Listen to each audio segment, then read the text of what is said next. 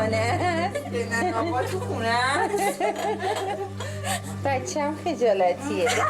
ریحانه تمام معلومه. من، ریحانه، در بستنی فروشی نشسته بودم.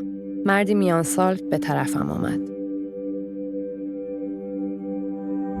تلفنم به صدا درآمد. مامان بود. دلم میخواست به او بگویم چه شده، اما نگفتم. ندونستن داستان، 1001 سوال. رابطه نامشروع داشته؟ قتل انجام داده؟ چرا زده؟ قانون مربوط به تجاوز به دختران و دفاع آنان در برابر تجاوز را مردها نوشتند و مراحل دادرسی بی‌منطقش قصاص نفس با چوبه دار. ته ذهنمونم یه چیزی هم بود که حتما باید این خانواده رضایت بدن دیگه. خیلی سخت بود، ولی من خودم فکر میکردم که با حاضریم که انجام بدیم تا رضایت بدن. کاش ذره‌ای از صراحت مادرم در وجودم بود.